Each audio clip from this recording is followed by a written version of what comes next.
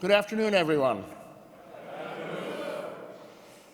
It's always a boost to the ego to hear yourself being introduced, and that was an excellent introduction, complete with all the titles and responsibilities and honors that come with being an International Union President. But you know, none of that stuff matters all that much. When you get right down to it, all you really need to know about me is that I'm a journeyman bricklayer and I'm an immigrant.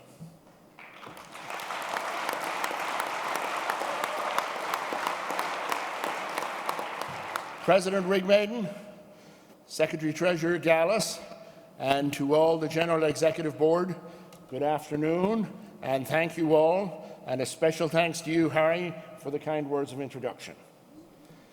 It's a real honor to be here with all of you today as you chart your union's course for the next 5 years. And I don't think there are many issues that will be more important to all of us over these coming 5 years than immigration. Now, I was born and raised in rural Ireland, and while I loved my homeland, it wasn't offering a whole lot of opportunity to a young man back in the early 1970s. So, like so many other Americans that you know today, I came to this country looking for a better life. I started out learning my trade in 1974 back in Chicago, working for my uncle. And, you know, Chicago's a wonderful place to be a mason, even with the cold and the ice and the snow. But in 1977, I made what I'm sure your President Ken, my California brother, will agree was one of the smartest moves of my lifetime, and I moved to San Francisco.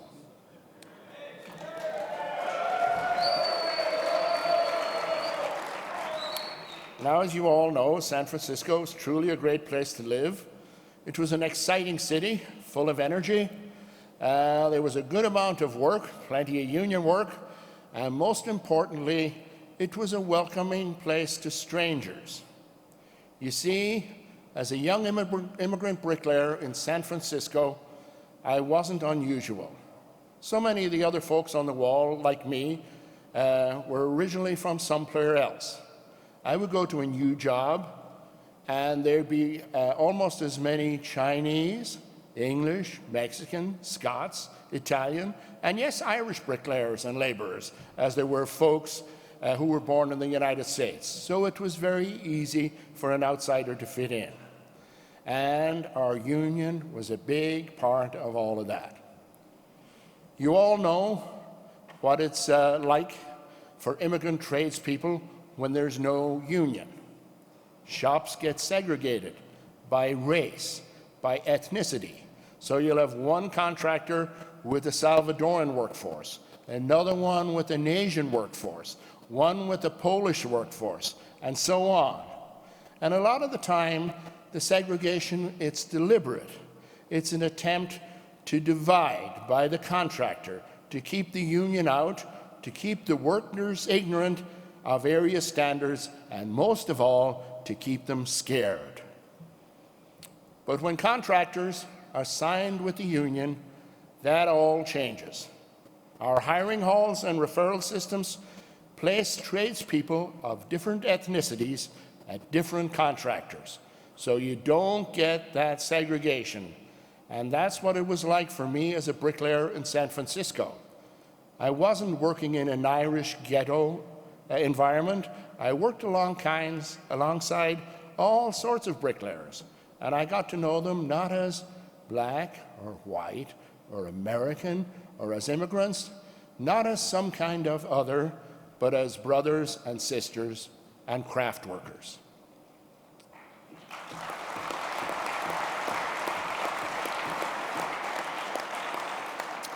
I'm pretty sure you've all had similar experiences. You go to work on a job, and there's just someone there who looked a little different from you.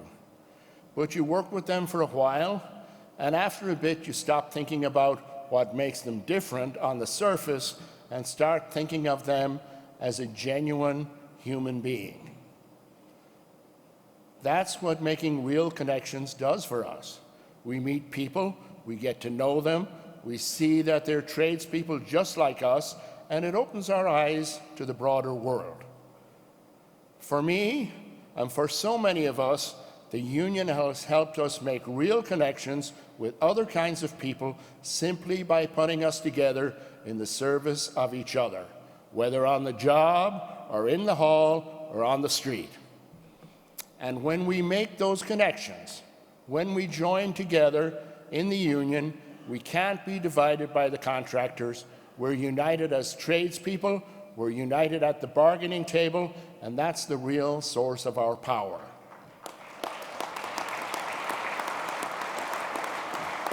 That's real solidarity. But this is nothing new for our unions, this challenge. We've been bringing people together of different races and different nationalities, but united by craft for well over 100 years.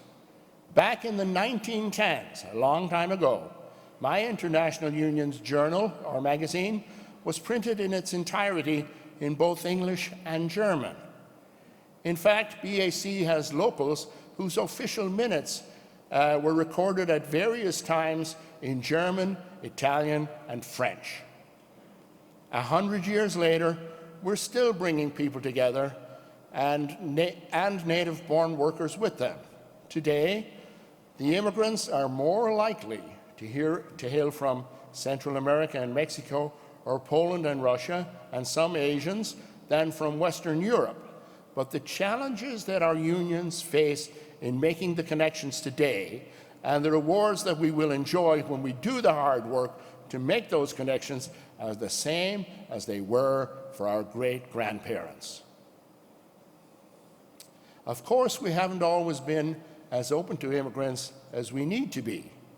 When those German and Italian tradespeople were coming over a century ago, they were often welcomed just the way I was back in the 70s, but sometimes they encountered bigotry and rejection.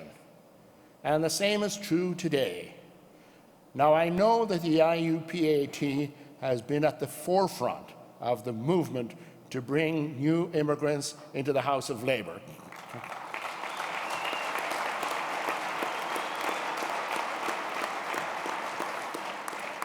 What you and your leaders have done to open your doors is an example to all of us, not just in the building trades, but in the entire labour movement. And we at BAC have been trying to do our very best to do the same.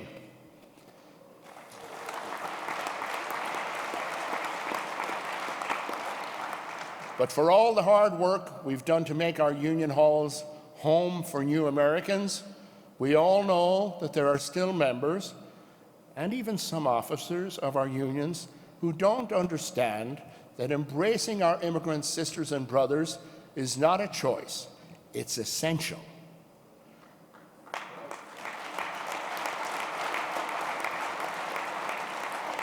Simply put, we can't have effective building trades unions if we don't organize and represent all the people working in our crafts. If we fail to abide by our responsibility to immigrant craft workers, they're not going to go away. They're going to stay here, and they will work at our trades for unscrupulous contractors, and in so doing, they will divide our industry and make it easy for non-union firms to erode our wages and conditions. And even worse, they're going to become resentful toward the unions that rejected them, creating a toxic cycle of decline for the entire construction industry.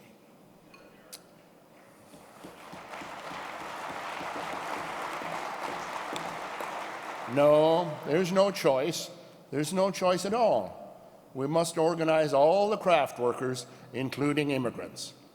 And if we're going to organize immigrants, and if we're going to make the immigrants feel like they have ownership in our unions, we can't be afraid to have the tough conversations with all our members about why it's so important. We can't organize migrant workers on Monday morning and ignore anti-immigrant bigotry at the union meeting on Monday night. We can't do that.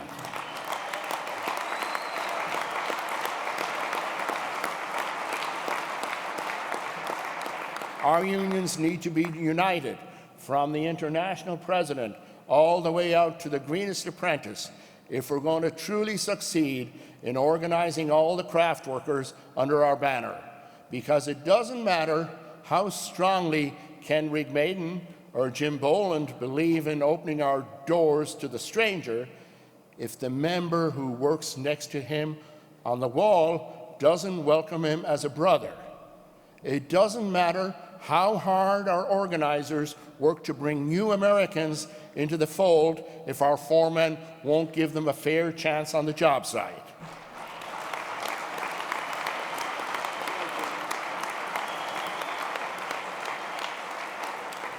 We need to really commit to internal education, to showing our existing members why they should welcome our immigrant sisters and brothers. And if we're going to take the next steps toward truly unifying all tradespeople, then we can't be afraid to have those conversations with our members. And we shouldn't be afraid, because we've got a great story, a great history to tell. The story of how our unions were built by immigrants over the course of decades, and how they would have withered and died if we'd rejected all those newcomers.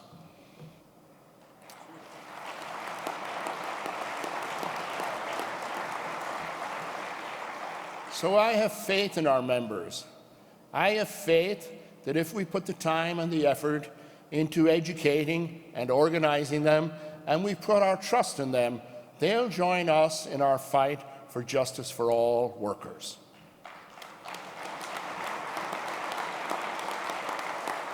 But we all know that even with our unions on their side, immigrant workers face daunting odds. In the U.S., at present, we have a president who demonizes immigrants nearly every time he appears on camera or tweets on his phone. We have racists like Stephen Miller at the highest levels of government doing everything they can to make life impossible for immigrants and deport people from their job sites and their homes.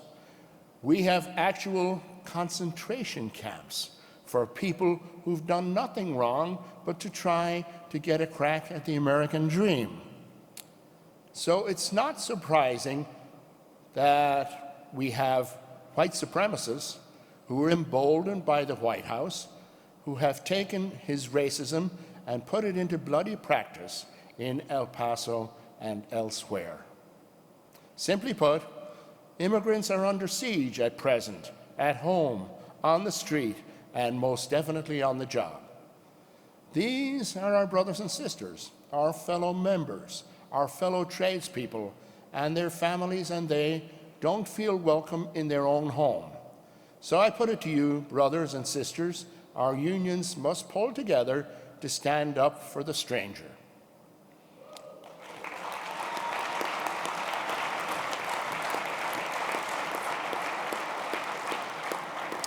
The IUPAT has been in the lead on doing just that.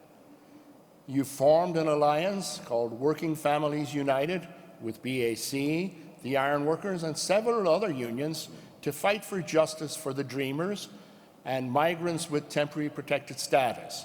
You've stood up for unjustly detained folks like your own Hugo Mejia, and you've fought against the camps and job site raids that have been such an ugly stain on the past three years.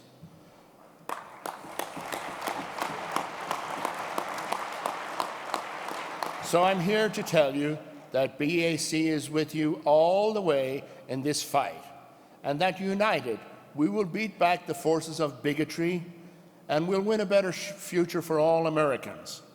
It won't be easy, but nothing is ever easy for working people. It will take external organizing and internal education, and it will take dedication, and it will take resources, and it will take solidarity.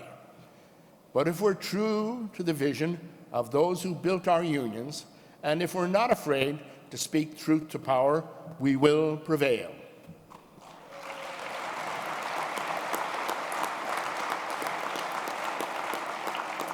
We'll prevail at the ballot box, and at the job site and at the negotiating table.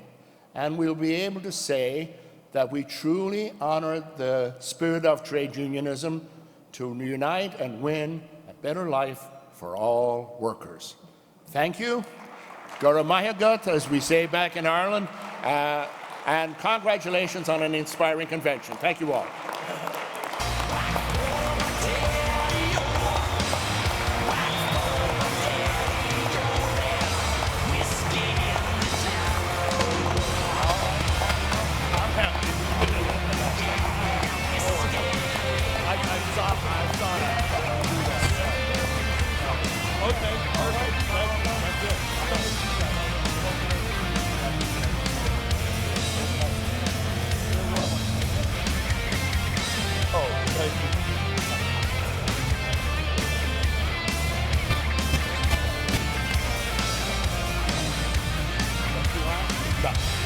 That's good. All right, see you, Jim. Let's keep going. Nah, it's good. Jim, yours terrific as always, and thank you for all that you do, and thank you.